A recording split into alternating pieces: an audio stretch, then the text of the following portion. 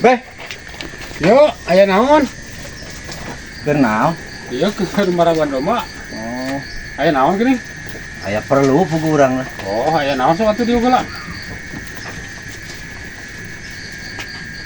Ika aya naon gini tara-tara ti sasari ka dieu.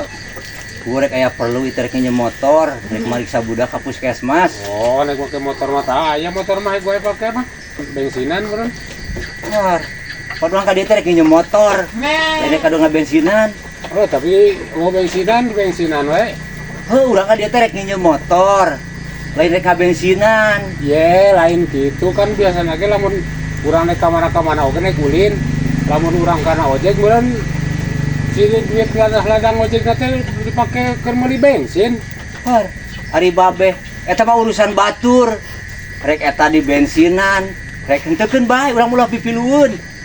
Unu tukang ojek, urang mah urang we Maraban Doma di dieu. Ah, nah lieur ngobrojeng maneh mah. Har. Make lieur pan ti tadi ge urang mah geus puguh ka dieu teh rek nginjem motor.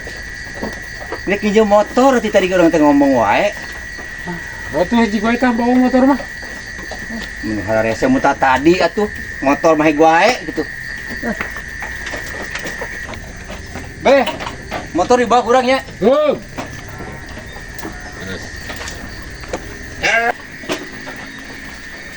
Beh, Ya aya naon deui?